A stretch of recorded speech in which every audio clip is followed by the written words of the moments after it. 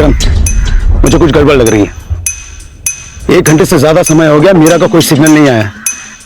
एक काम करो, फार्म हाउस के पीछे वाली टीम से कहो कि वो फार्म हाउस के पीछे से अप्रोच करें। सभी लोग फार्म हाउस की तरफ अप्रोच करो। मूव।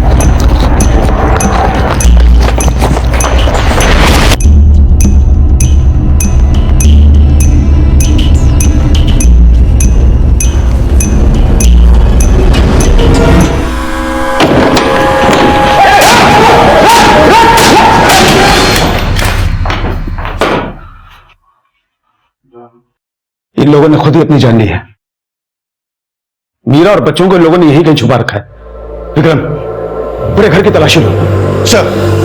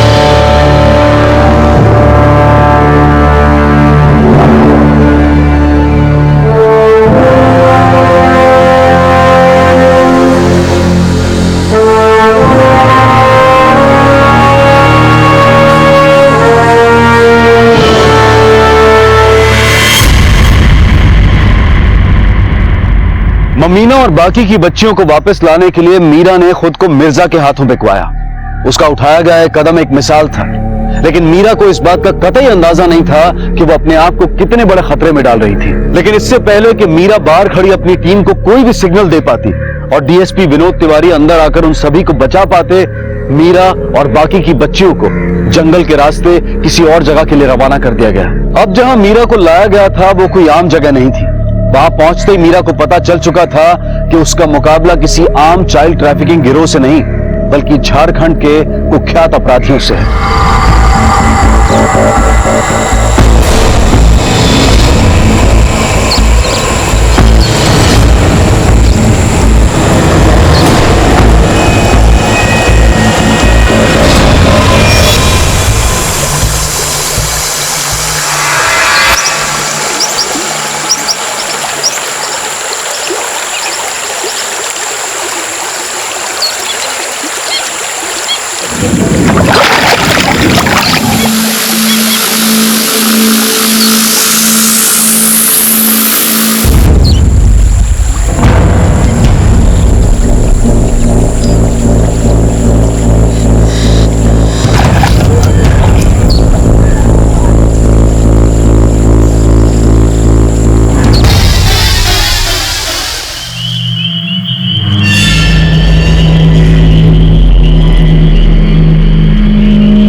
कभी कभी तो हम सोचते हैं तुमने इतनी ताकत आती कहाँ से?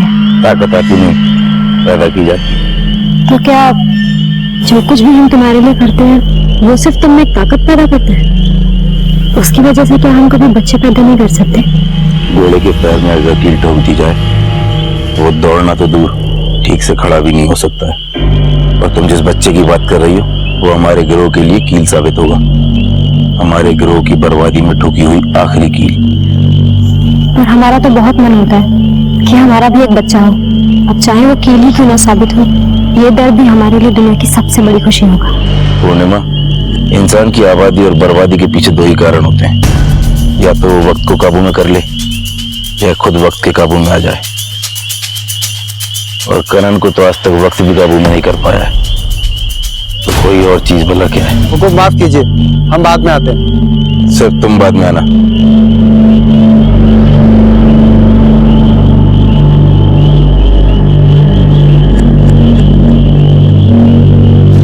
सर ये रेडियो मॉडेम जो हमें फार्म हाउस से मिला है, नक्सली से अपने कम्युनिकेशन के लिए इस्तेमाल करते हैं। सर इसकी पावर 300 मेगाहर्ट्ज है। फिलहाल इन्होंने अपने रेडियो मॉडेम्स को चेंज किया है, जिसकी वजह से काफी दूर तक बातचीत कर सकते हैं। सर हाई रेडियो फ्रिक्वेंसी की वजह से इन्हें पकड़ना आसान नहीं होगा। शुरुआत में हमें ये लगा था कि ये केस चाइल्ड ट्रैफिकिंग की गैंग का होगा, पर अब केस काफी सीरियस हो चुका है। इस केस का कनेक्शन नक्सलियों से है और उनके खिलाफ कार्रवाई करने के लिए मुझे सरकार से स्पेशल परमिशन लेना होगा। फॉरेस्ट डिपार्टमेंट की मदद की भी जरूरत है। तब तक तुम इस मॉडर्न पे नजर रखो। हो सकता है मीरा हमें कोई सिग्नल भेजने की कोशिश कर या फिर हम उनके कोई सिग्नल को कैच कर पाए। Right sir.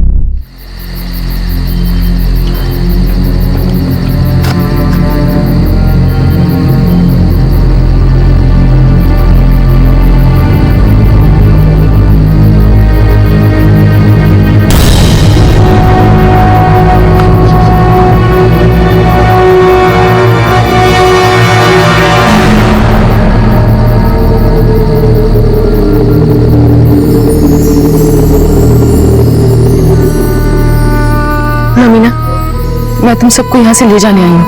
तुम्हारे साथ जो हुआ सो हुआ, और तुम्हारे अम्मा बापूजी अभी तुम्हारा इंतजार कर रहे हैं।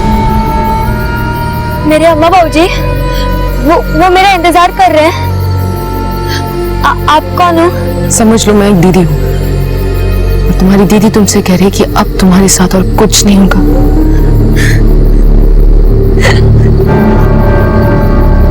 चलो, हुकुम ने तुम लोगों को बुलाया।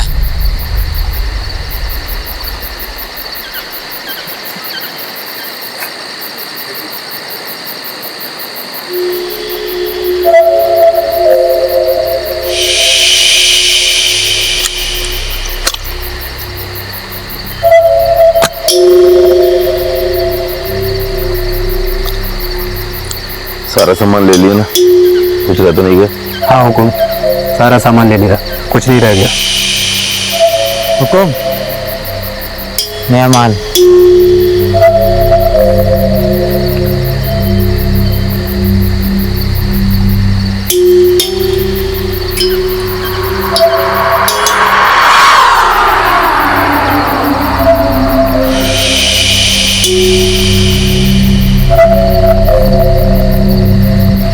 तुम्हारी जगह यहाँ भीड़ में नहीं, कहीं और है।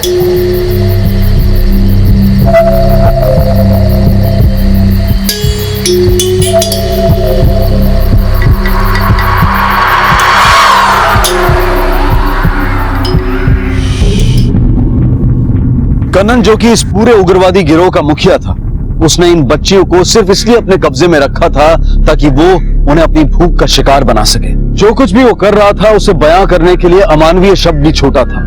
उसकी सोच घटिया थी और उसकी ये धारणा बिल्कुल गलत थी कि बंदूक की नोक पर वो जो चाहे करवा सकता है। मीरा अब इस गिरोह में थी। खतरा बहुत था, लेकिन मीरा डरने वालों में से नहीं थी। पर क्या मीरा अपने इस मकसद में कामयाब हो पाएगी? क्या मीरा इन मासूम बच्चियों को बचा पाएगी? क्या कन्नन को उसके किए की सजा मिलेगी?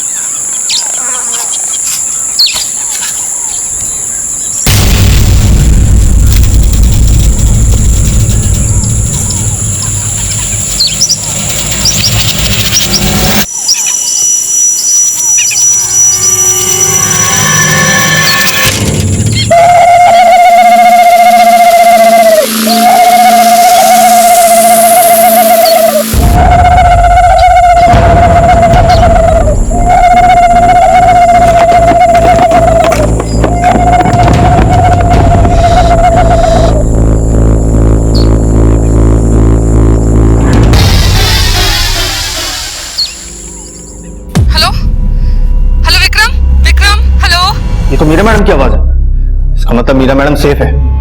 ये लोकेशन कहां पर है? एक सेकंड सर, ये सिग्नल तो भानगंज जंगल से है, यहाँ से 9 किलोमीटर दूर। विक्रम, जल्दी से सारी फोर्स को रेडी करो, हमें ये मौका हाथ से नहीं जाने देना चाहिए। सर।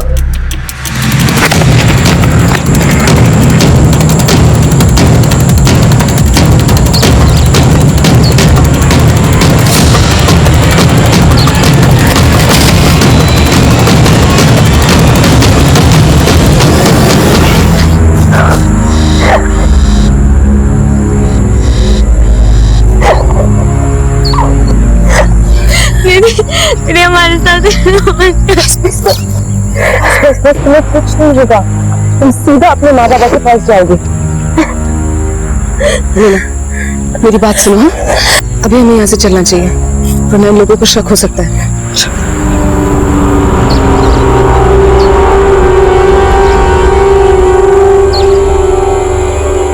कहाँ गई थी तू? बस यही नीचे।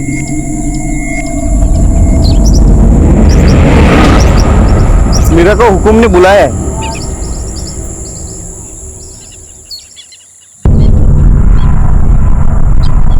आपने बुलाया?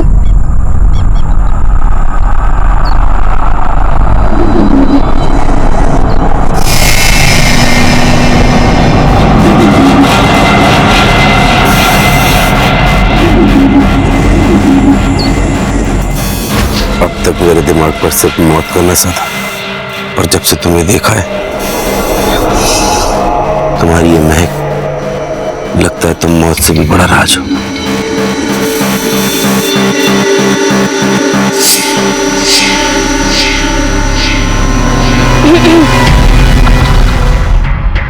शेखर की लाश मिली है नीचे, किसी ने उसका सर कुचलकर हत्या कर दी। क्या? ये कैसे हो सकता है?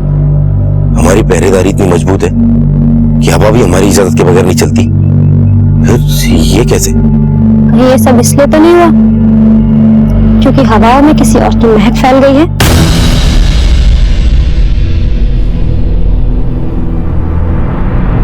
क्या मतलब? मतलब ये है कि जहाँ शेखर की लाश मिली है, मैंने इस लड़की को वहीं से आते हुए देखा। मुझे लगता है कि सब कुछ इसने ही किया है।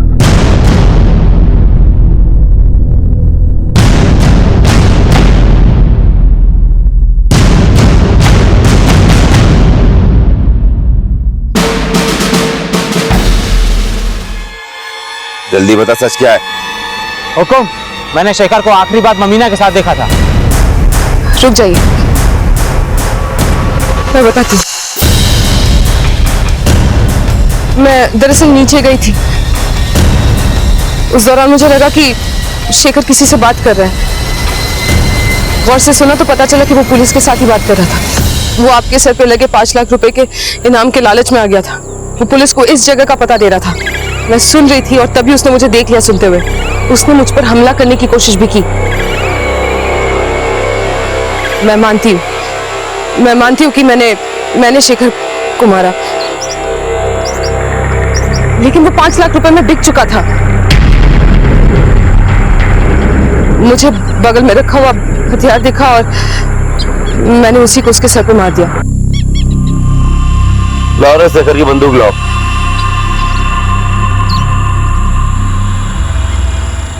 ये अपनी जान बचाने के लिए बातें बना रही है, इसे अभी के अभी खत्म कर दीजिए।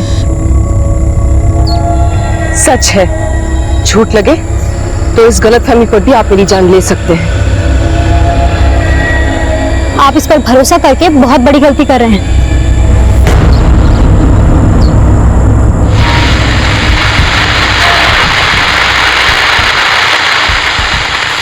हम लोग नॉर्थ साइड से कवर करेंगे। डोंट शूट अनटिल आई से। हम उन्हें सरेंडर करने का एक मौका देंगे। तेरी बातें सिर्फ बोली हुई है, लेकिन इसने करके दिखाया है। इसने साबित कर दिया है कि ये सच्ची है। अब कोई भी इसकी तरफ उंगली नहीं उठाएगा।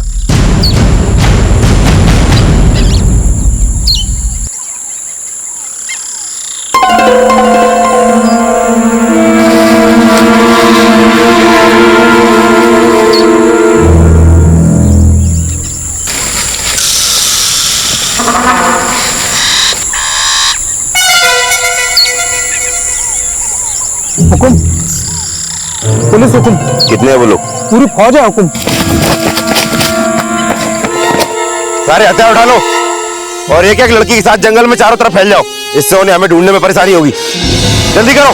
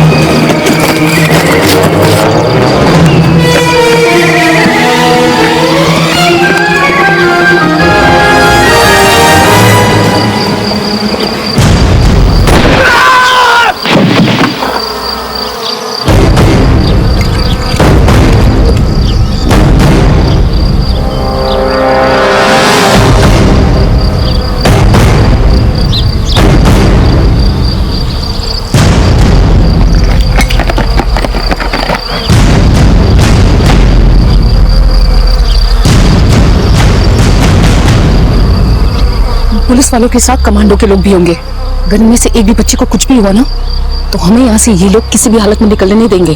कमांडो या आर्मी, अकेला कनन इनके स्टॉप पे भारी है। मैं जानती हूँ कि आप अकेले इन सब पर भारी हैं, लेकिन जरा अपने गिरोह की सोचिए।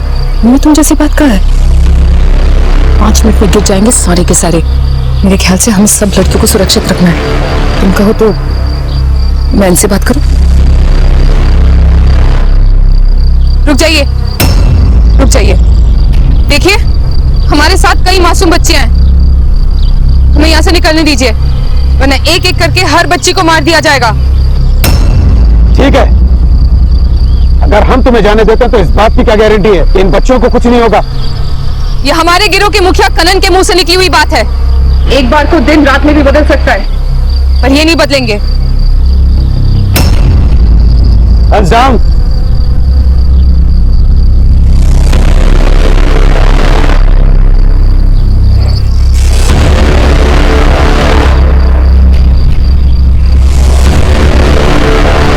back.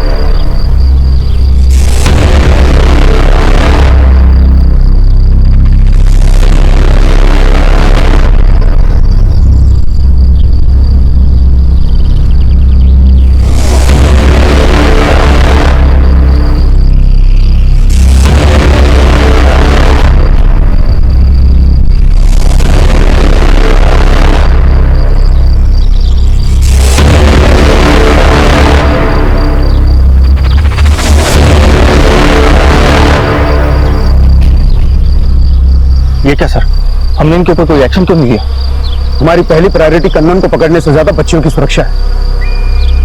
और जहां तक मीरा को मैं जानता हूं, मीरा हरगिज ये नहीं चाहेगी कि बच्चियों को एक भी खो जाए। लेकिन अब हम क्या करेंगे सर? अब हम पूरी तैयारी के साथ इंतजार करेंगे मीरा के अगले सिग्नल का। कन्नन हमेशा ऐसे दर्शाता था जैसे कि वो बहुत निडर है, लेकिन जो इंसान छुपने के लिए छोटी मासूम बच्चियों का सहारा ले वो कभी भी निडर नहीं हो सकता। जो कुछ भी कन्नन कर रहा था वो एक बीमार दिमाग की उपज थी, और इस बीमारी को काबू में पाने के लिए मीरा ने उसका विश्वास जीतना शुरू कर दिया, क्योंकि मीरा अच्छी तरह से जानती थी कि जितना कन्नन उस पर विश्वास करेगा, मीरा के लिए उसे हराना उतना ही आसान होगा।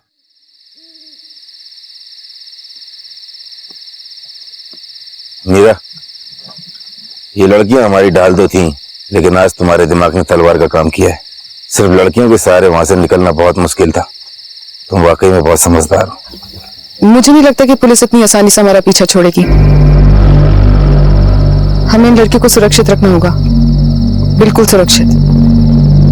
कम से कम तब तक जब तक ये सब कुछ शांत न हो जाए। मेरी मानिए तो अपने आदमियों से कहकर इनका उठना बैठना अलग करवा दीजिए। कहीं इनके साथ किए गए जोर जबरदस्ती की वजह से इनमें से किसी एक की भी तबीयत बिगड़ गई तो हमारा यहाँ से निकलना नामुमकिन हो जाएगा। इन लड़कियों को अगर हम ठीक रखें तो इन्हें हम आगे भी ढाल की तरह इस्तेमाल कर सकते हैं। तुम बिल्कुल सही कह रही हो मीरा। जब तक मैं पुलिस वालों से अपने लोगों की मौत का बदला नहीं लेता, तब तक इन लड़कियों को अपनी ढाल बनाकर रखना होगा। इनका जिंदा रहना बहुत जरूरी है हमारे लिए।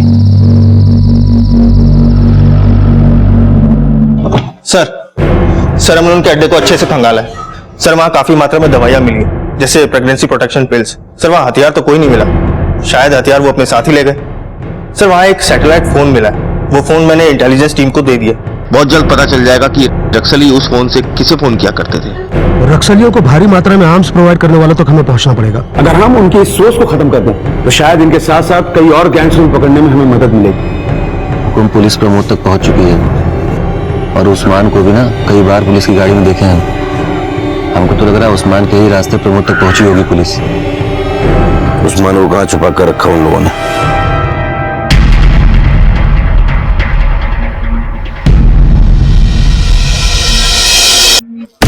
गुरुजी प्रणाम।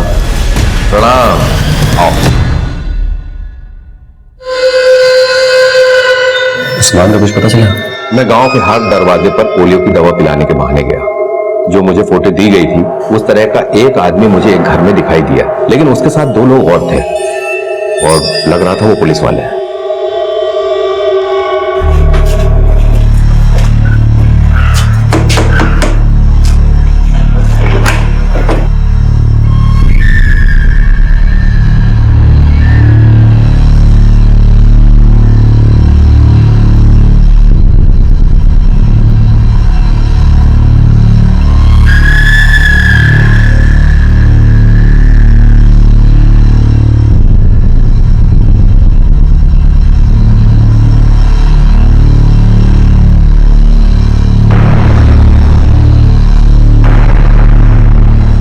ठीक है डॉक्टर साहब, चलते हैं।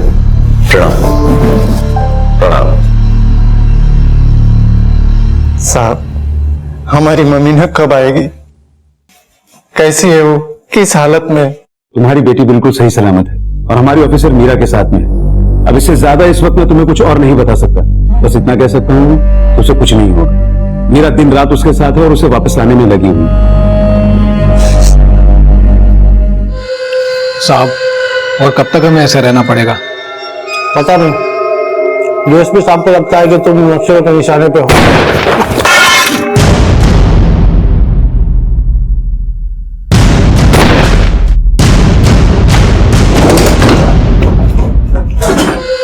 क्यों उस्मान, अकेले अकेले पूरी बिरयानी खाएगा? हमें भी न्योता दे दिया होता। हमारी तो हर भूख का इलाज तू ही है ना। पुलिस ने मेरे को पेट भर के खा और तू ये खाना तुझे आखिरी बार न।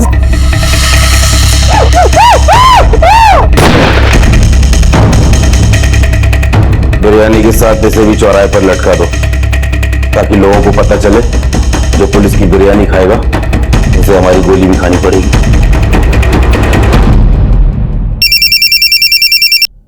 हेलो।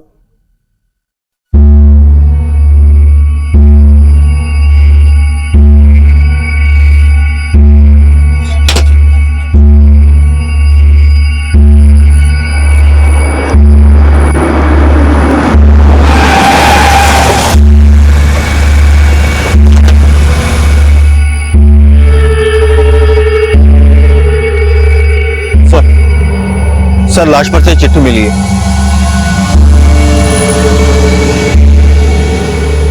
जो भी मेरे खिलाफ पुलिस का साथ देगा उसका हाल यही होगा।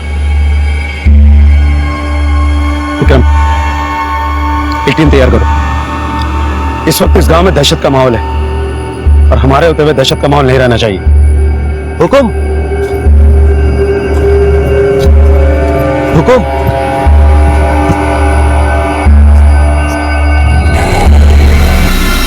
पुलिस मेरे लिए गड्ढा खोद रही थी, लेकिन सच तो यह है कि वो लोग खुद गड्ढे में जा गिरे।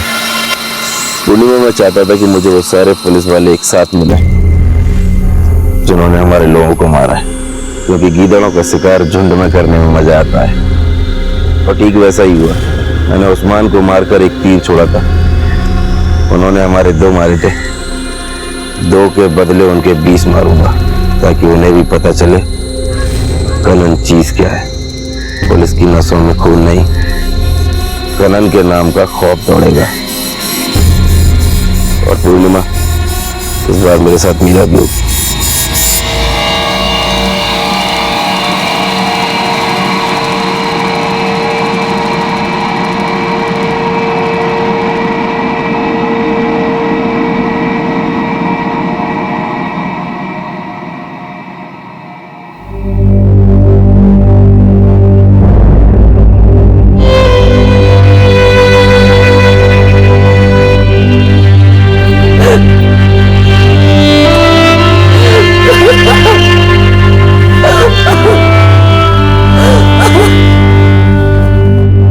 पैर ऐसे उठाते हैं। पकड़ो।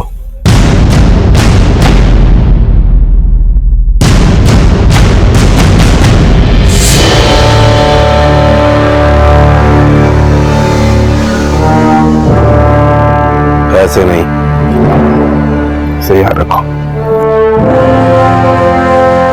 एक आंख बंद करो। शिकार करते वक्त एक बात याद रखना, नजर शिकार पर हो लेकिन ध्यान चारों तरफ होना चाहिए। लेकिन हमारा शिकार होगा कौन? बहुत सी चीजें तय करना बाकी है, बस तुम अभी इतना समझ लो, इस बार जंगल में कुछ शिकारी खुद शिकार बनने वाले हैं। गोली चलाओ।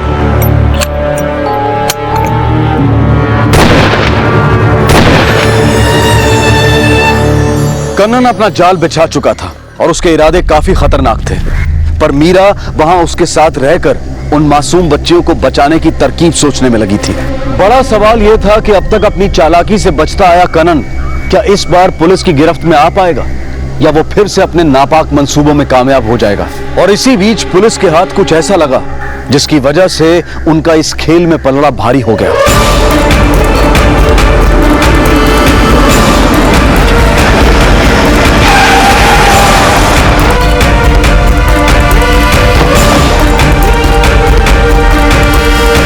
प्रणाम डॉक्टर साहब।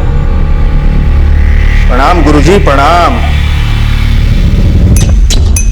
सुशांत, एक दवाइयों की लिस्ट बना ले जो गहरे घाव और दर्द में आराम देती है, क्योंकि तेरा खेल अब खत्म। पहली बार जब तुझे प्रणाम करते सुना था तो ध्यान नहीं दिया, पर तेरे कॉल डिटेल्स ने तेरे राम प्रणाम सलाम सबका मतलब समझा दिया।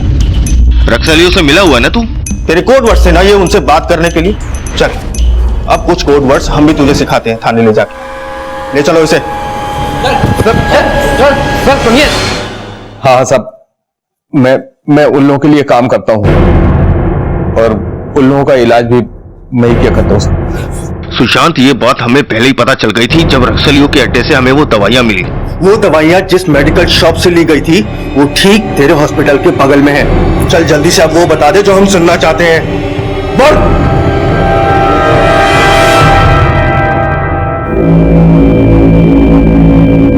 रक्सलियों का सरदार है कनन। करण खौफ का दूसरा नाम है सर। मैं उसके लिए काम करने से मना नहीं कर सकता था। मैं हॉस्पिटल में काम करने वाले वर्कर्स के साथ मिलकर लड़कियों को उस कचरे के बैग में सप्लाई किया करता था। करण के लोग आए, मुझसे कहा कि मैं उस्मान को ढूंढ निकालूं। मैंने पोलियो के बहाने सारे घरों को छानना शुरू किया। मेरे पास में बस उसकी तस्वीर थी। उस्मान का ठिकाना देखने के बाद मैंने उसी आदमी को जो पहले भी आ चुका था, उससे मैंने उस्मान का पता बता दिया। ये आदमी ही मेरे और कनन के बीच बात होने का जरिया है। अब तुम हमारे लिए काम करोगे सुशांत। तुम्हारी डिग्री तो कैंसिल होगी और अगर हमारे साथ काम करोगे तो शायद तुम्हारी जिंदगी बच जाए। अब ये आदमी जो तुम्हारी बात कनन तक पहुंचाता है, ये जब भी आए तुम फौरन हमें बताओगे। ये है पोस्ट ऑफिस, इसके पास से कच्चा रास्ता जाता है। हम लोग यहाँ से जाएंगे और ये है पुलिस चौकी, इसे हम चारों तरफ से घेर लेंगे। अंदर जाने के दो रास्ते हैं, एक ये और एक ये। आधे इधर से जाएंगे और आधे इधर से। अब तक उन लोगों ने हमें घेरा था, अब हम उन्हें घेरेंगे। कल शाम के सूरज के साथ उनकी जिंदगी का सूरज भी ढल जाएगा। और मीरा, तुम मेरे साथ रहोगी।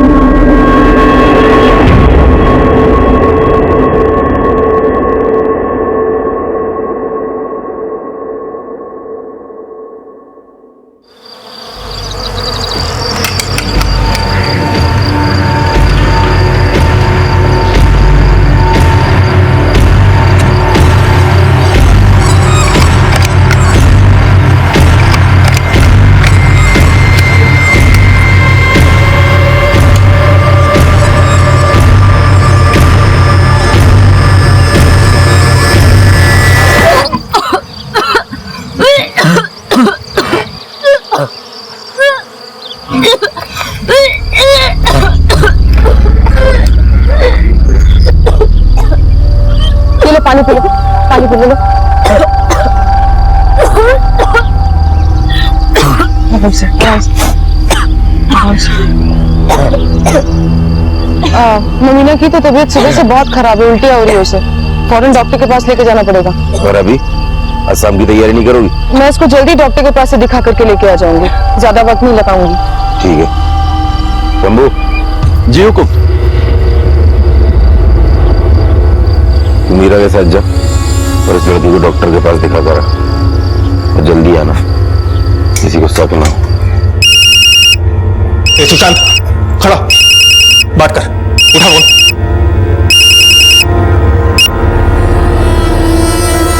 हेलो, हाँ हाँ अभी आ रहे हो? हाँ ठीक है, हाँ इलाज कर रहा हूँ। हाँ मैं हॉस्पिटल में ही हूँ।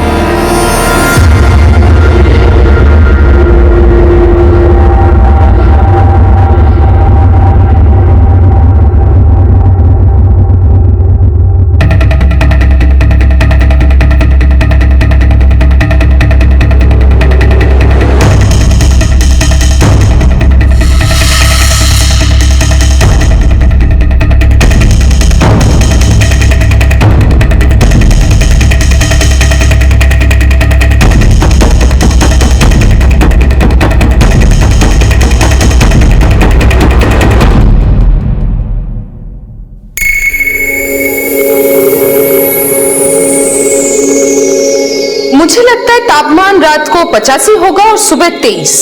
85, 23? हाँ, मुझे जो लगा मैंने वो बोल दिया, ज्यादा पढ़ी लिखी नहीं हूं मैं। ममीना तुम जल्दी से ठीक हो जाओ आज ही, फिर शाम को हम तालाब से 8-10 मछलियां पकड़ेंगे और आज ही पका के खाएंगे। ये क्या मछली खाना लगा रखा है? फटाफट दवा लो और निकलो यहाँ से, और भी काम है मुझे।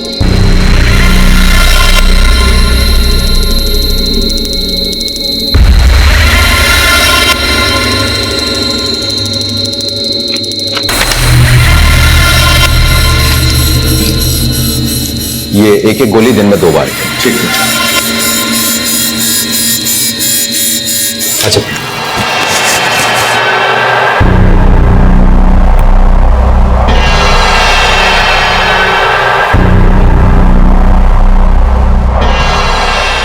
ममीना को तो कुछ भी नहीं हुआ था, पर मुझे समझ में नहीं आता कि आपने उन लोगों को अरेस्ट क्यों नहीं किया। और वो पता नहीं क्या क्या बातें कर रही थी, बुखार, मछली पकड़ना है, पकाना है, खाना है।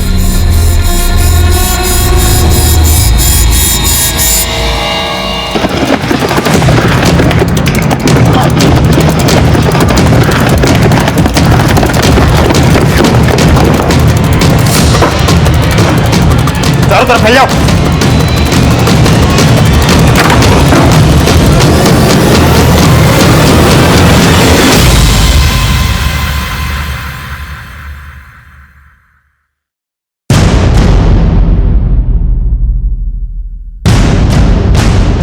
कनन चुपचाप सरेंडर कर दे, इसी में तेरी और तेरे बाकी बंदरों की भलाई है।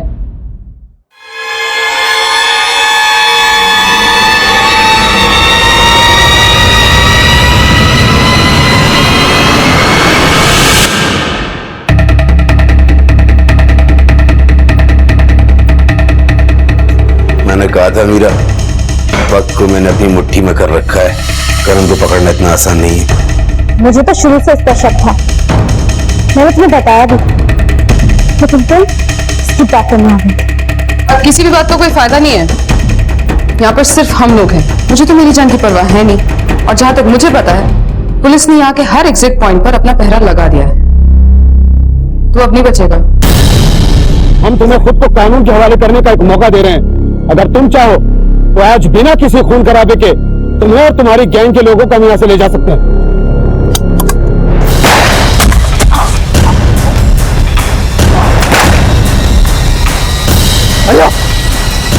लेके जाओ इसे, चलो लेके जाओ। मैडम आप ठीक तो है ना? जब से आप रक्सल्स के साथ थी हमारी टीम चैन से नहीं बैठी। विक्रम, हमारी पूरी टीम ने बहुत बहादुरी के साथ कनन नाम के इस रावण को जड़ से उखाड़ फेंका है। थैंक यू, तुमने मेरे इशारे को बहुत अच्छा समझा था। वो क्लू बड़ा अच्छा था। तापमान के जरिए लैटिट्यूड और लॉन्गिट्यूड बताना। सर मुझे तो वो आइडिया तब आया था जब मैं मुमीना को डॉक्टर के पास दिखाने के लिए लेके गई थी। मुझे वहाँ पे उनका एक मैप दिख गया था। कनन इतना शातिर है, उसको पूरा इलाका रटा हुआ है और उसने अपना प्लान किसी को नहीं बताया था, सब कुछ उसके दिमाग में था। मछलियों की बात तो मैंने इसलिए की थी क्योंकि हम नदी के रास्ते आने वाले थे और 10 मछलियां मतलब 10 रक्सल। और सर मीरा मैडम के साथ काम करते हुए मुझे इतना वक्त हो गया कि इनके दिए इशारे समझना मेरे लिए मुश्किल नहीं है और हम ही जानते थे कि इनके इशारे सिर्फ हम ही समझ सकते हैं। Good job. Thank you sir.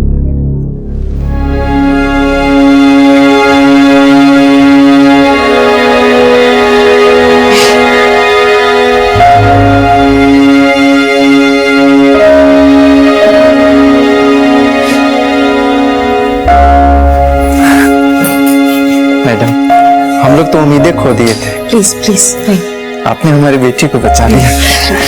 नहीं नहीं, इसकी कोई जरूरत नहीं है।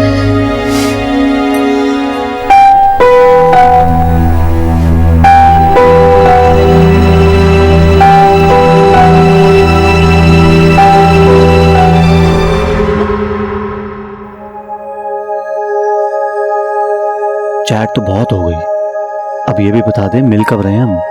6 महीने हो गए हैं। सब्र करो बेबी, एग्जाम से मेरे अगले हफ्ते से। फाइनल सेमेस्टर ना? यस, फिर इंजीनियरिंग खत्म और नौकरी शुरू। पार्टी। श्योर, चल bye. Bye, love you. Love you. Sameer. अरे आ गई आप मम्मी? आज काफी देर हो गई। अरे वो मीना बहन के उधर गई थी, 3 दुपट्टे दिए थे ना उन्होंने टाकने के लिए, बस वही पहुंचाने गई थी। बस और 1 महीना फिर आपको अपनी आंखें नहीं फोड़नी पड़ेगी। भाई और फिर मिले ना नए स्कूल के यूनिफॉर्म लाना। पक्का से। उम्मीद है तेरी नई नौकरी में तेरे हाथों में ये गांठें नहीं पड़ेंगी। 10 साल से तो मैं देख रहा हूँ माँ, क्या क्या नहीं किया आपने हम दोनों के लिए। मेरी छोड़, अपनी हालत देख। अरे पढ़ाई भी करता है, साथ में काम भी। कितनी मेहनत करता है रे तू बेटा। वो सब छोड़ो मम्मी, आपको पता है मेरी नई नौकरी में मेरी सैलरी कितनी होगी? कितनी? 40,000। हाँ, अब तो बस आप घर पे आराम करना और टीवी देखना और हमारे लिए बढ़िया बढ़िया खाना बनाना। अरे कैसा मेरे भाई? बस बढ़िया। क्या चल रहा है? बस बढ़िया। अरे चल ना। अभी नहीं आता हूँ। अरे चल ना। क्लास है मेरी यार। अरे यार चल। अरे समीर, क्या हाल है भाई? पढ़ाई लिखाई चल रही है? हाँ यार, एग्जाम जो आ रहे हैं। हाँ वही तो। अरे सुन ना, ये थर्मोडायनामिक्स मुझे समझ में नहीं आ रहा है, थोड़ा एक्सप्लेन कर देना भाई। सब मेरे नोट्स में ले ले। हाँ जी। देख यार, मुझसे तो नोट्स कॉपी हो नहीं पा रहे, तो मैं तेरी नोटबुक लेके जाने वाला हूँ। वैसे एक बात बता, तू नोट्स बनाता कब है? इससे जीनियस कहते हैं बॉस। अरे वो सब छोड़ो, अवनीश तू बता रहा था कि तेरी जान पहचान का कोई डॉक्टर है यार, मम्मी का आर्थराइटिस दिखाना। सिर्फ आज रुक जा, कल पक्का। ठीक है। लंच हो गया? वैसे क्या पहन रखा है? कपड़े। शट अप, बिजी हो? सुनो। बोलो। शादी कर लो मुझसे, सारे सवाल बीवी वाली कर रही हो। शादी करोगे मुझसे? समीर, किससे चैट कर रहा है? हाँ, गर्लफ्रेंड वर्लफ्रेंड? कोई नहीं यार, बहुत लेट हो गया यार, मैं चलता हूँ। कहाँ पे जा रहे हैं? अरे वहीं जहाँ रोज जाता हूँ। बात तो सुन। अरे ज्यादा देर रुका तो धर्मपाल जान ले लेगा। बाय। Bye, take care. तो मुझे दो। अरे भाई, अब तो तुम इंजीनियर बन जाओगे हैं? हाँ, बस 1 महीना और, कॉलेज कैंपस की प्लेसमेंट में नौकरी भी मिल गई है। भाई इंजीनियर बन के हमें भूल तो नहीं जाओगे हैं? कैसी बातें कर रहे हो? अरे लो, चाय भी आ गई, रख दे। लो भाई, चाय भी लो, चाय पियो। अरे क्या कर रहे हो? पियो यार। मैं क्या हूँ, ज्यादा चाय पीता हूँ ना तो मुझे वो एबीसीडी, वो एसिडिटी हो जाती है यार।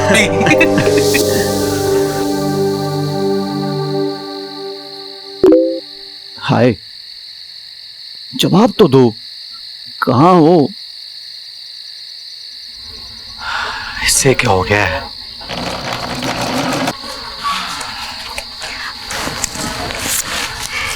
ये रखो। समीर भाई 1 मिनट। बोल। समीर भाई मुझे ना ये डिफरेंशियल समझा दो ना please. x plus 2y plus z। अभी अभी मुझे समझ नहीं आ रहा, बाद में करूं? आपको समझ में नहीं आ रहा? हाँ, तो मैं कोई आइंस्टाइन हूँ? हाँ, हमारे लिए तो हो। अरे क्या रुकी परेशान किए जा रही, थक गया है कॉलेज से? हैं? जा बेटा, मुंह हाथ धो ले, जल्दी से खाना लगाते हैं। एक क्वेश्चन ही तो पूछ रही थी मम्मी।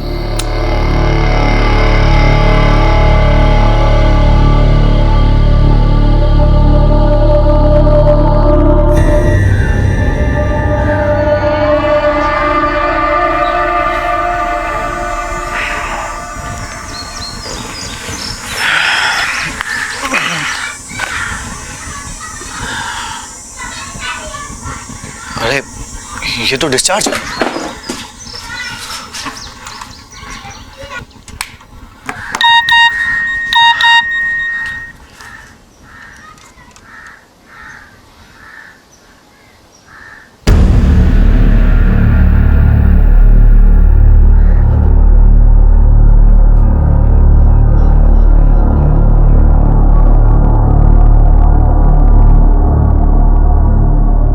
गुड मॉर्निंग भाई, आप उठ गए? मैं आपके लिए चाय ले आऊं? नहीं, तुम जाओ। क्या हुआ, आप परेशान लग रहे हो? कुछ नहीं हुआ, तुम स्कूल के लिए लेट हो रहे हो, तुम जाओ। ठीक है भाई।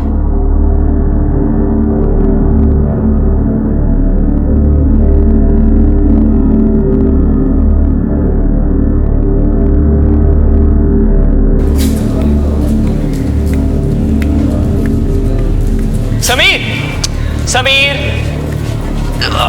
समीर, तुझसे बात कर रहा हूँ, कहाँ खोया हुआ है? लगता है तुझे फोन एडिक्शन हो गई है। क्यों? जब देखो नेट पे लगा रहता है। किससे बात कर रहा था? हाँ, let me guess, someone special. हाँ, हमें भी बता दे कौन है यार वो। कोई नहीं। अच्छा वो सब छोड़, आर्थराइटिस के बहुत अच्छे डॉक्टर है, डॉक्टर सोलंकी।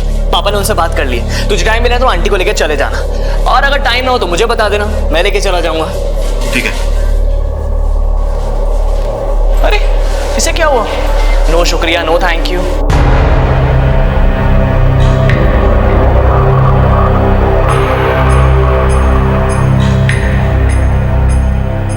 अरे कैसी बात कर रहे हो आप? इंजन का काम है, टाइम तो लगेगा ना, सर्विसिंग करा देंगे हम।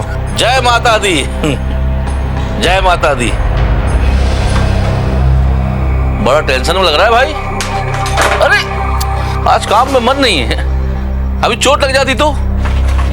अरे चाय लाना भाई। ले भाई चाय पी और मूड ठीक कर।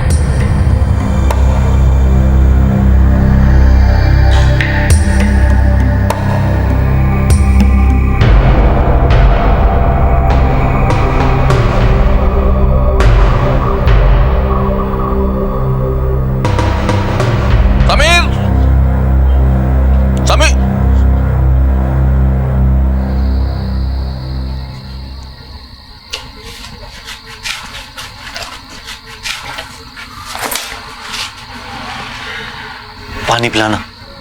जी।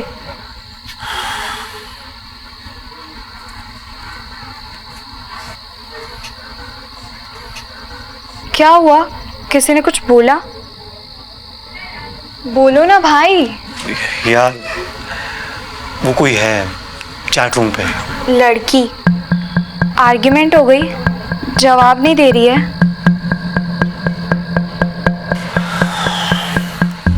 भाई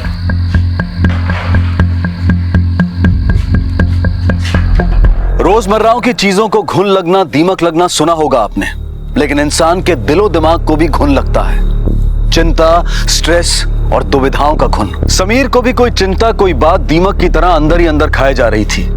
एक पॉजिटिव और खुश मिजाज लड़का दिन ब दिन गुमसुम, अकेला और इंट्रोवर्ट होता जा रहा था। घर वालों और दोस्तों के पूछने पर भी समीर अपने मन की बात किसी से शेयर नहीं कर रहा था। कई हफ्ते गुजर गए और अचानक एक दिन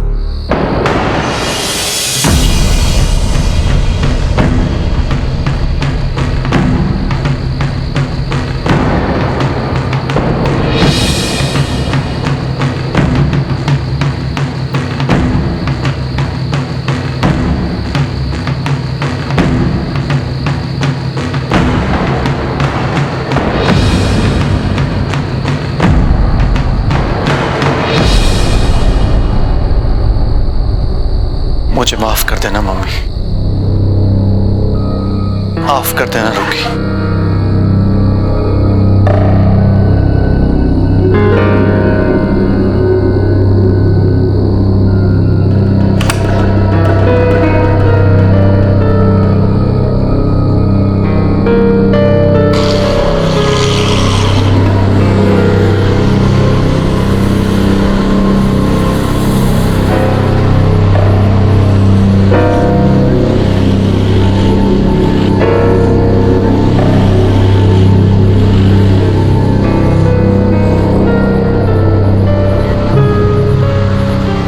सिंथिया,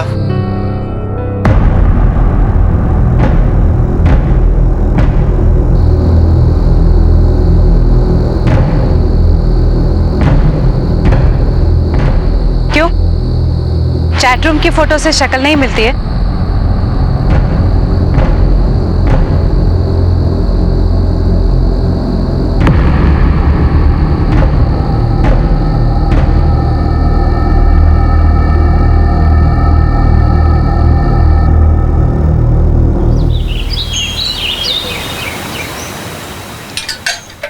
समीर, समीर,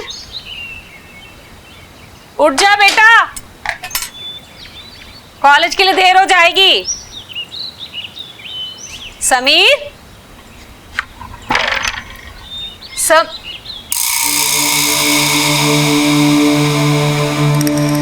कहाँ चला गया लड़का? रुकी, रुकी। जी मम्मी। भाई कहाँ है? मुझे नहीं पता।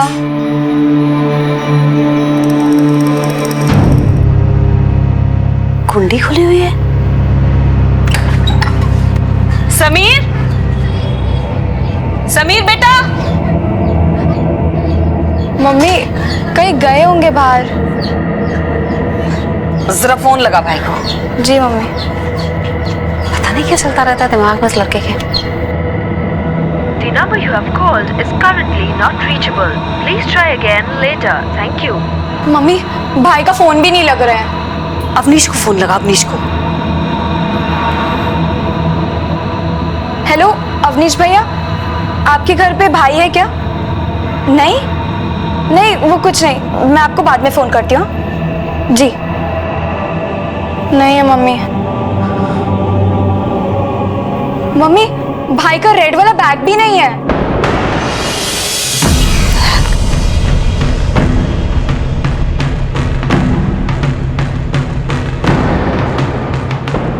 कपड़े? ये कपड़े क्यों ले गया? समीर को देखा तुम लोगों ने? लेकिन तुम लोग के साथ तो उठता बैठता है ना वो। देखा ही नहीं उसको। मम्मी अवनीश भैया आ गए। आंटी गैरेज में भी पता कर लिया, कुछ नहीं पता चला। भैया कॉलेज में अपने बाकी लोगों से पूछा? आज संडे है, कॉलेज की छुट्टी है, लेकिन मैं जितने लोगों को जानता था सबसे पूछा। चैट रूम पे किसी से टेंशन भी चल रही थी उनकी। ये तो मैंने भी देखा था। उसने कुछ बताया? I mean, किससे बात कर रहा था? कुछ भी आइडिया? हाँ कोई लड़की थी।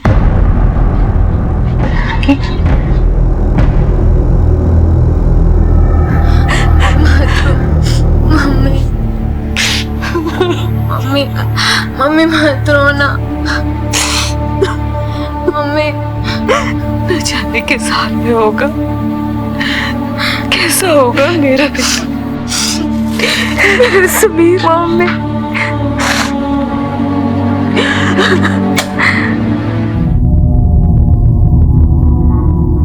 भैया,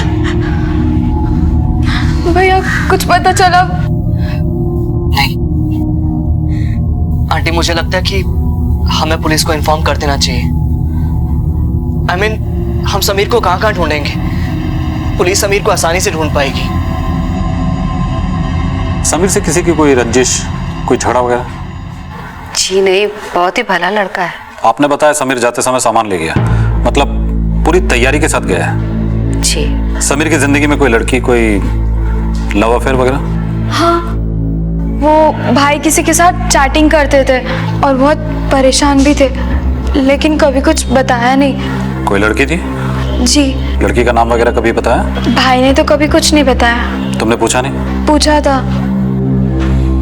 अच्छा, समीर का कॉलेज में किसी लड़की के साथ कोई लव अफेयर वगैरह? सर मेरी नज़र में तो कोई नहीं है, बाकी सभी उसके दोस्त है, अच्छा स्टूडेंट है, क्लास का टॉपर है, सभी की हेल्प करता है वो। शिंदे सर, इनसे समीर की फोटो लेके आसपास के सभी थानों में सर्कुलेट करवा दो और इनसे इनका मोबाइल नंबर भी ले लेना। हम ढूंढने की पूरी कोशिश करेंगे, जैसे कुछ पता चलता है आपको बता देंगे। हो सकता है समीर यहीं कहीं आसपास निकला। बगैर बताए तो वो बाजार पे नहीं जाता। गए हुए 4 दिन हो गए उसे।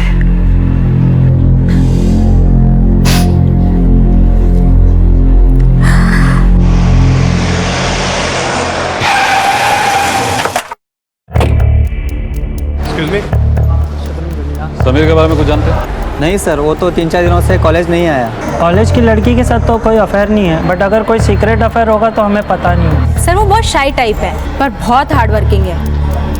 गर्लफ्रेंड का तो पता नहीं, पर हाँ अवनीश शर्मा उसका बेस्ट फ्रेंड है। ठीक है, आप लोग जाइए। शिंदे सर, यहाँ तो कुछ खास सुराग मिला नहीं। लगता है ये समीर सीधा साधा लड़का है। Yes sir. वैसे भी अभी तक हमें जो भी डिटेल्स मिली है समीर के बारे में, उससे सब कुछ नॉर्मल ही लगता है। एक काम करो सर, समीर की कॉल डिटेल चेक करो, और शायद वो कहीं काम भी करता है, वहाँ भी जाके पता करो, कुछ ना कुछ तो जरूर मिलेगा। Okay sir.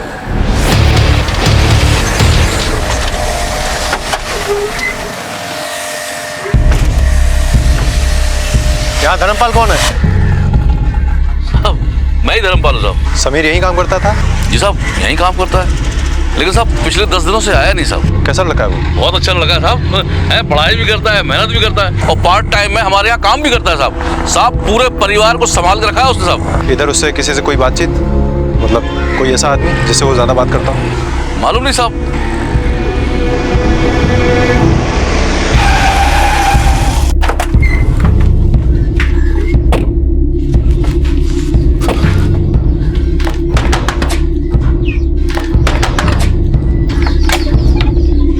समीर का कुछ पता लगा?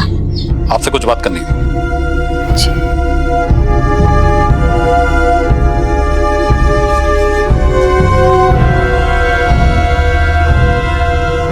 ये समीर के पिता?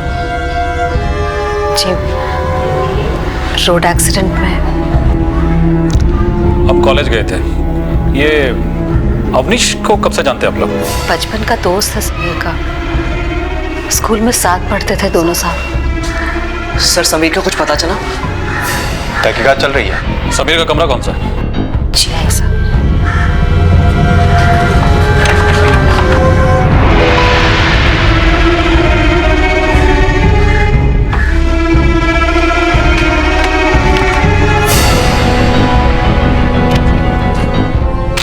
नहीं सर, यहाँ भी कुछ नहीं है। शिंदे सर, मुझे ये प्यार मोहब्बत का मामला लगता है। लड़के ने अपनी माँ से इस रिश्ते के बारे में कुछ बताया नहीं, और अगर लड़की ने अपने माँ बाप को इसके बारे में कुछ बताया तो जाहिर सी बात है उन लोगों ने मना कर दिया होगा। नतीजा दोनों ने तय किया चलो घर से भाग चलते हैं। और इस बात को लेकर लड़के और लड़की ने एक दूसरे से मोबाइल पर बातचीत जरूर की होगी। लड़के की कॉल डिटेल्स निकालो। Okay sir.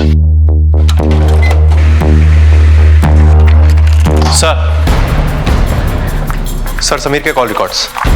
समीर ने ज्यादातर अपनी माँ से, गैराज के मालिक धर्मपाल से और अपने दोस्त अवनीश शर्मा से ज्यादातर बात की है। इसमें किसी लड़की का कोई नंबर नहीं है सर। शिंदे हो सकता है कि फोन लड़की के नाम पे रजिस्टर्ड ना हो। मुझे तो लगता है कि लड़का और लड़की दोनों शहर छोड़कर निकल चुके हैं। भागकर दोनों ने शादी कर ली है और कुछ ही दिनों में वो लोग वापस भी लौट आएंगे। लड़की इस शहर से नहीं है। अगर होती तो उसके माँ बाप ने उसकी गुमशुदगी की रिपोर्ट आसपास के किसी ना किसी थाने में जरूर करवाई होती, लेकिन ऐसा हुआ नहीं है। मतलब साफ है, मुझे ये मामला संगीन नजर नहीं आ रहा है। परिंदे उड़ते उड़ते दूर आसमान में निकल जाएं तो शाम तक उनके घर लौटने की उम्मीद रहती है, लेकिन जब इंसान जबरन घर छोड़कर चला जाए तो हादसे की गुंजाइश बन जाती है। पुलिस ने समीर को हर मुमकिन जगह तलाशा, घटना की संजीदगी को देखते हुए कार्रवाई की, लेकिन सिंथिया और समीर दोनों बालिग थे। उनका भाग जाना कोई गुनाह, कोई अपराध नहीं था। फिलहाल यह मामला महज गुमशुदगी का था। नतीजा, पुलिस ने एक सीमा तक ढूंढने के बाद समीर के वापस लौटने या बेहतर सुराग मिलने का इंतजार किया। महीना गुजर गया, ना तो समीर लौटा और ना ही सुराग मिला।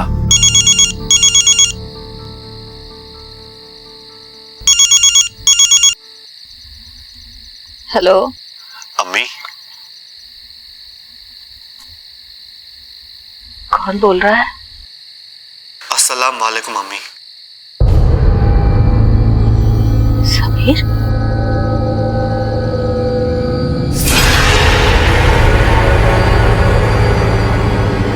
समीर कहाँ है तू? कहाँ है तू बेटा? जंग के लिए निकल रहा हूँ मम्मी, जंग के लिए।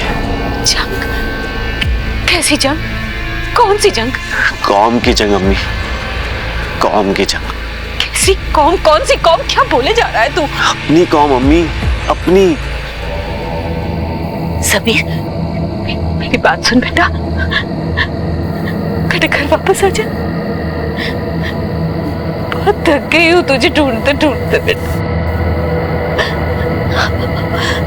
तेरी अम्मी तेरे बगैर मर जाएगी सुनी। घर लौटा। तू कहाँ है? मुझे माफ कर देना अम्मी,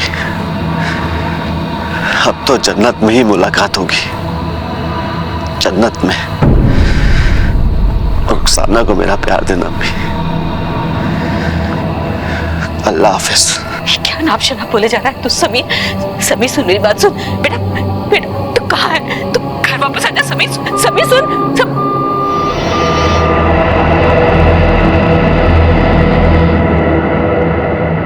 जंग कौम, क्या मतलब है इसका अब्बास भाई?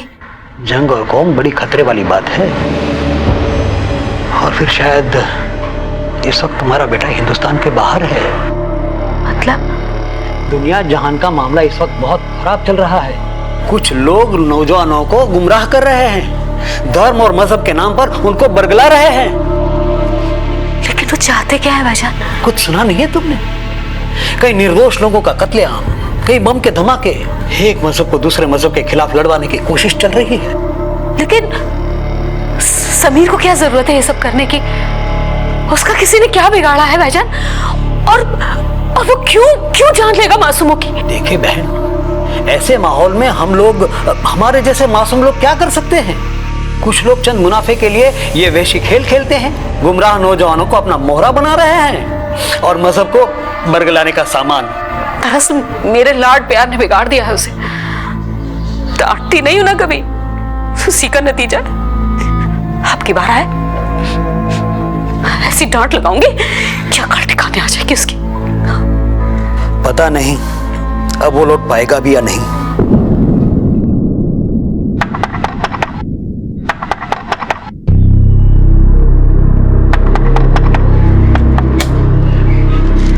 रुखसाना ये सब्जी और ये ब्रेड है, दूध मैं शाम को ले आऊंगा। ओके? नमस्ते अब्बास अंकल। क्या हुआ आंटी, आप रो क्यों रही हैं? समीर का कुछ पता चला? देखो बेटा, हम कुछ पर्सनल बातें कर रहे हैं, बाद में आना। पर्सनल? लेकिन मैं भी तो इस घर का। देखो बेटा, अब तुम जाओ, समीर के आते ही हम आपको इत्तला कर देंगे, आपको बता देंगे।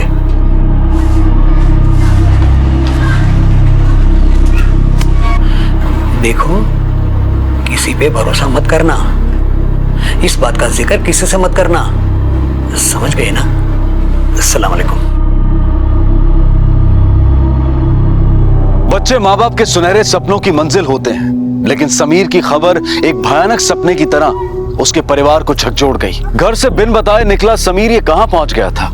सबके साथ मिलजुल कर रहने वाला समीर कैसे कौम और जंग की आंधी में फंस गया था? ये सारी बातें बेहद जरूरी जांच पड़ताल की थी, लेकिन कहते हैं ना, बद अच्छा और बदनाम बुरा, और बदनामी के डर से समीर की मां ने एक रिश्तेदार की सलाह पर पुलिस को इस बात की खबर नहीं की। समीर की मां के लिए अब हर दिन रात जैसा काला था और हर पल खौफ का मंजर, जहां मौत उसके बेटे को हर वक्त घेरे हुए थी। सीरिया में हुए आतंकी हमले की चौतरफा निंदा हो रही है। इस हमले ने दुनिया के सभी देशों को आतंकवाद के खिलाफ एक साथ लड़ने वाली बात पर सोचने को मजबूर कर दिया है। आपको बता दें कि मीडिया रिपोर्ट्स के मुताबिक आज तड़के हुए इस हमले में अब तक 70 लोगों की मौत हो चुकी है और यह अब तक का सबसे घातक हमला माना जा रहा है। इस हमले में किस आतंकवादी संगठन का हाथ है, इस बारे में कोई जानकारी प्राप्त नहीं हुई है। ये सब क्या देख रही हो तुम?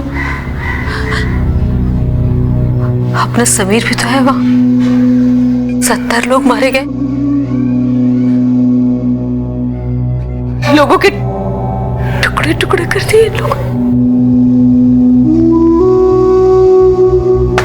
कोई है घर में? क्या बात है, समीर गैरेज आएगा कि नहीं आएगा? वो अपने खाला के घर गया हुआ है पुणे। हमसे तो कह रहा था कि एग्जाम है, अभी आप कह रहे कि खाला के यहाँ गया है। जी इतला करती हूँ उसे, आ जाएगा 1-2 दिन में। आए तो भेज दीजिएगा।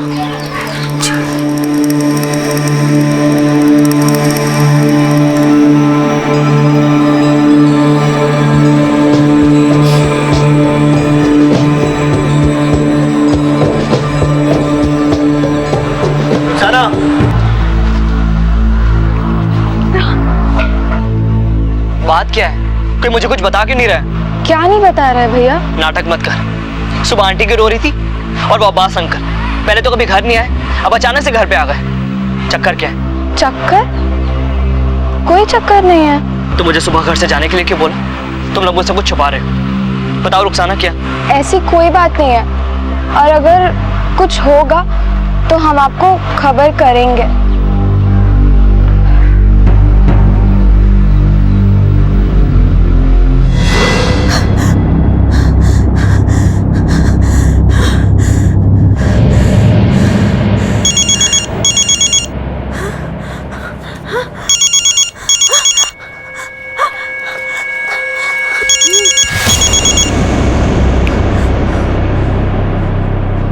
हेलो,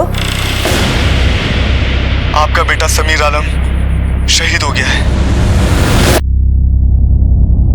हेलो हेलो हेलो, कौन बोल रहा है? हेलो मम्मी, क्या हुआ? मम्मी बोलो ना, क्या हुआ?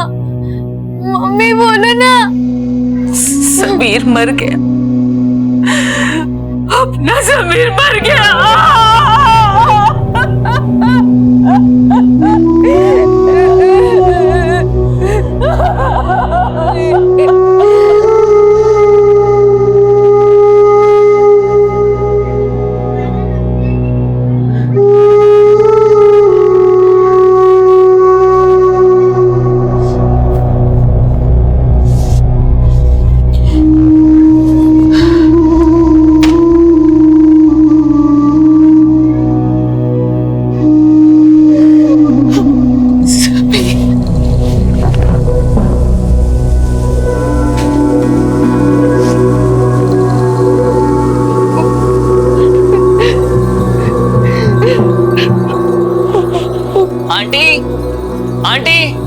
आंटी कहाँ पर हैं आप? हाँ बेटा।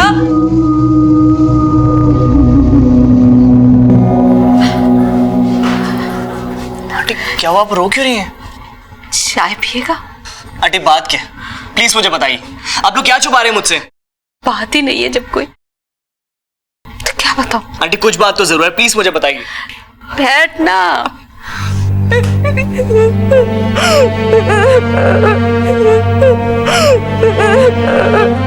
रुखसाना क्या हुआ? रुखसाना कुछ बोल, क्या हुआ? समीर मर क्या?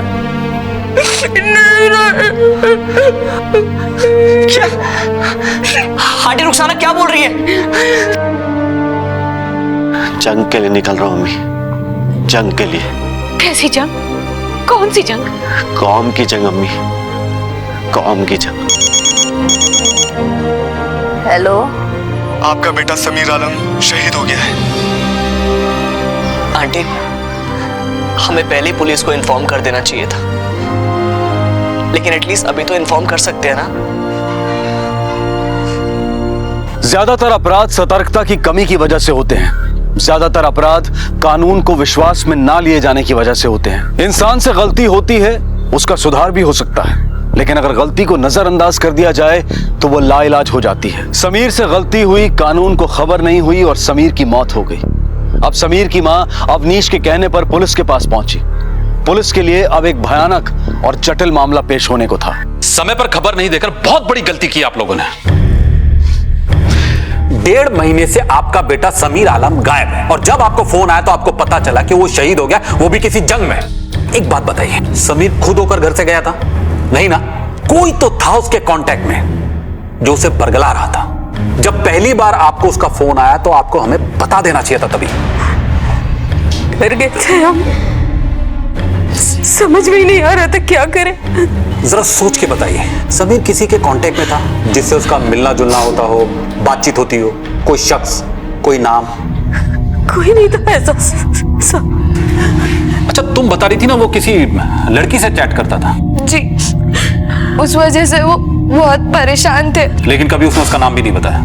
नहीं। एक बात बता दूं मैं आपको, ये आपके एक बेटे का ही मसला नहीं है, बल्कि पूरे देश की सिक्योरिटी का मसला है। आपका बेटा समीर जिस किसी भी लोगों के कांटेक्ट में है, वो देश और समाज के लिए एक बहुत बड़ा खतरा है। कोई भी कॉल आपको आए, संदिग्ध बात करे, आप हमें जरूर बताएं। शिंदे सर, हेडक्वार्टर को इस केस के बारे में तुरंत खबर करता हूँ। समीर आलम की फैमिली और उसके दोस्त अवनीश शर्मा के मोबाइल को सर्विलेंस पे डाल दो। Okay sir. ये समीर आलम किसी लड़की से नेट पे चैट किया करता था। उसकी बहन से उसकी ईमेल आईडी और उसके चैट रूम अकाउंट की आईडी लो और हमारे साइबर क्राइम सेल से तुरंत इसकी छानबीन कराओ। पता करो कि ये किस किस साइट पे जाता था और किस किस से चैट किया करता था। Right sir. सर, केवल समीर ही इनके निशाने पे नहीं होगा, बल्कि और भी कई मासूम इनके निशाने पे होंगे। बिल्कुल। यहाँ रिक्रूटमेंट रैकेट चल रहा है। क्राइम ब्रांच और इंटेलिजेंस ब्यूरो दोनों को खबर कर दो। ये बड़ा ही संगीन मामला है। हमें पता लगाना होगा कि समीर कहां कहां जाता था और किस किस से मिलता था।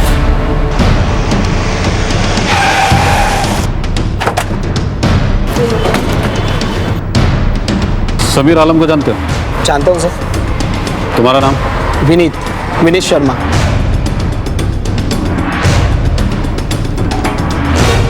क्या नाम है तुम्हारा? भानु सिंह। सुनो जी।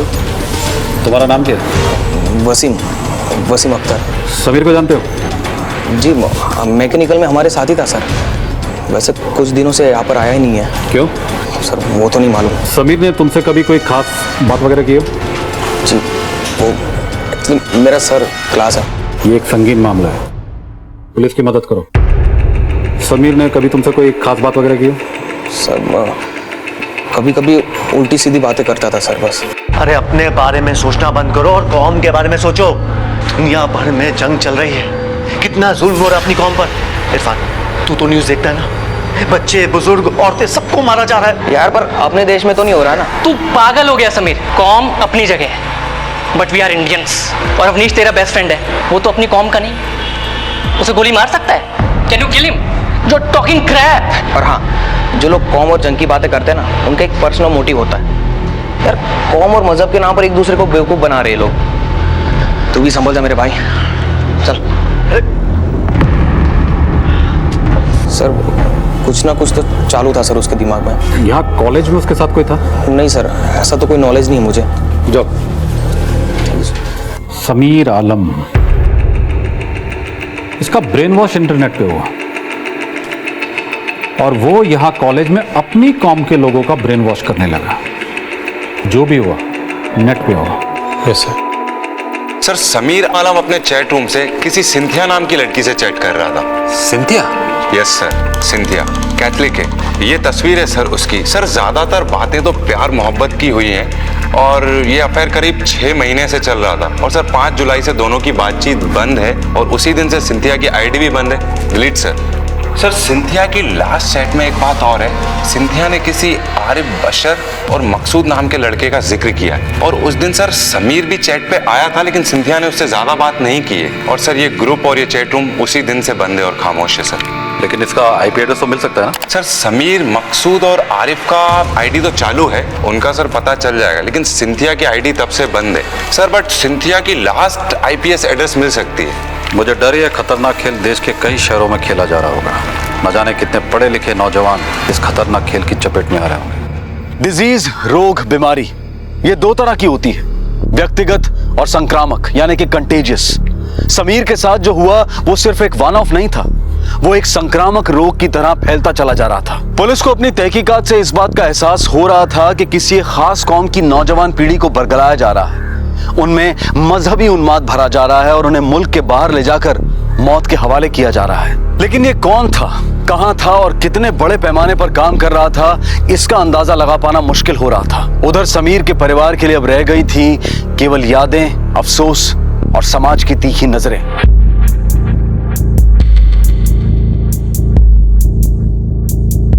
ये तुम्हारा ही बेटा था ना?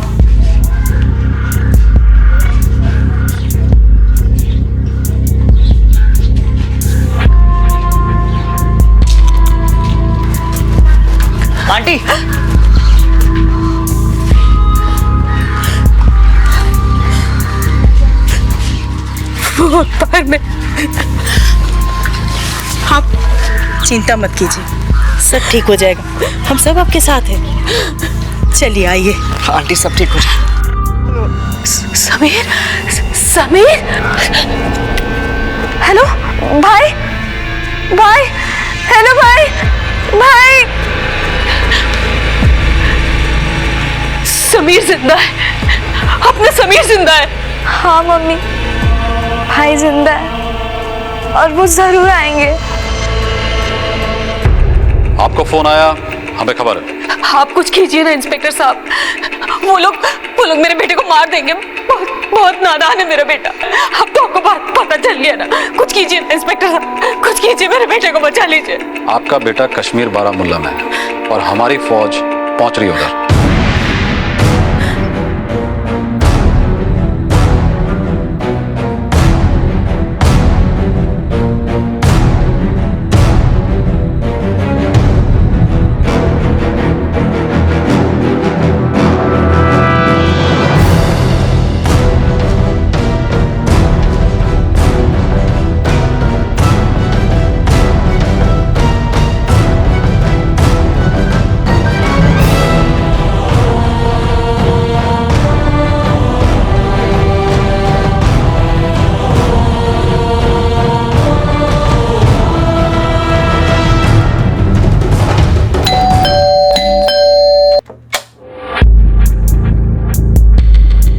मकसूद सैयद कहाँ है? वो अजमेर शरीफ गया हुआ है। अजमेर शरीफ गया है या किसी जंग पे गया है? साहब कुछ खबर नहीं, कुछ पता नहीं कि वो कहाँ पर है। आपने पुलिस को पहले खबर क्यों नहीं की? हम डर गए थे साहब। पहले तो उसने कहा कि हम अजमेर शरीफ जा रहे हैं, बाद में उसने फोन किया कि जंग पे जा रहे हैं। 1 महीने से उसका कोई पता नहीं है। कुछ बोला नहीं उसने। 1 महीने से उसके सर पे कोई धुन सवार थी साहब। पूरे दिन कंप्यूटर पे लगा रहता था और एक दिन बिना बताए निकल गया साहब। फिर फोन आया, मेरे बेटे को कोई बरगला रहा है साहब।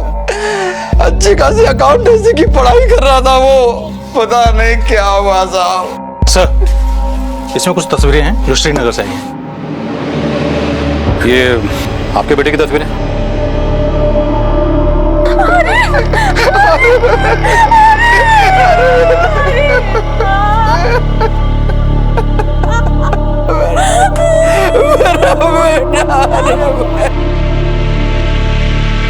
ये हमारा समीर नहीं है साहब। मम्मी ये तो भाई का स्वेटर है।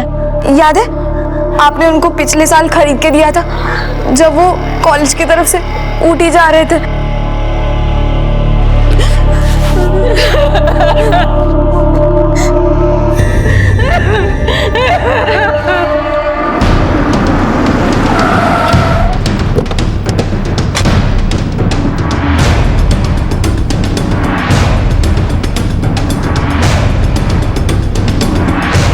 सर सिंथिया मैथ्यू के आईपी एड्रेस के मुताबिक यही घर है। लेकिन यहाँ तो ताला लगा हुआ है। हाँ सर। एक्सक्यूज मी, जी आप इसी फ्लोर पर रहती हैं? जी हाँ। क्या आप बता सकती हैं ये लोग कहाँ गए? जी ये हमारे पड़ोसी थे, अभी 1 महीने पहले शिफ्ट हो गए, तब से मकान खाली है। यही है वो? यही है वो, फातिमा नूरानी। फातिमा? जी हाँ। ध्यान से देखिए, ये सिंथिया मैथ्यू है। नहीं ये फातिमा नूरानी है। इसका एक बेटा भी है और इसके पति शायद किसी कंपनी में इंजीनियर है। आपको यकीन है कि ये फातिमा ही है? जी हाँ, साल भर से इधर ही रह रही थी। ये लेडी हाउसवाइफ है। Very nice family. Thanks. Very nice Shinde. लगता है मामला बहुत बड़े रैकेट का है।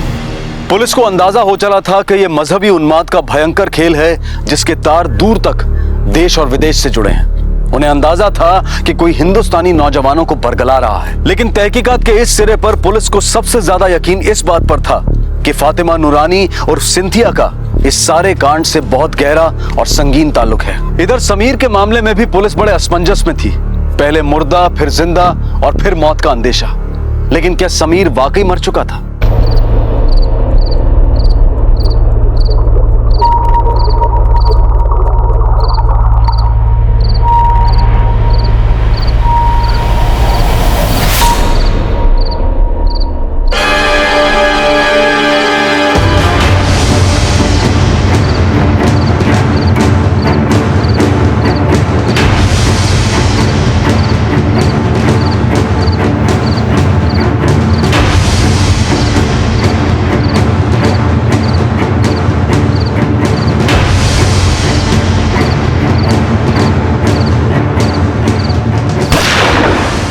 अंधेरे की खामोशी को चीरती हुई ये गोली किसने चलाई, किसको लगी? समीर आलम से जुड़ा ये मसला एकाएक कई सवालों के घेरे में आ गया। समीर की प्रेमिका सिंथिया, जिसका असली नाम फातिमा था, उसका समीर के गायब होने में क्या हाथ था? तो क्या सिर्फ समीर ही था इन उन्मादियों के निशाने पर, या फिर और भी थे? कहां छुपे बैठे थे दरिंदे, और समीर इस वक्त कहां था? लेकिन इस वक्त पुलिस के सामने सबसे बड़ा सवाल यह था कि बड़े ही संगीन षड्यंत्र के तहत देश के नौजवानों को देश और समाज के खिलाफ भड़काया जा रहा था, उन्हें धार्मिक उन्माद की तरफ धकेला जा रहा था, और समीर शायद उसी का शिकार हुआ था। इन सभी सवालों के जवाब हम आपको देंगे कल इस केस के दूसरे और आखिरी भाग में। आपसे फिर मुलाकात होगी, तब तक अपना और अपने परिवार का ख्याल रखें और देखते रहें क्राइम पेट्रोल डायल 100। सबक एक को सीख हम सबको। जय हिंद। इस तरह के और भी एपिसोड देखने के लिए हमारे चैनल को सब्सक्राइब करें और बेल आइकन दबाना ना भूलें।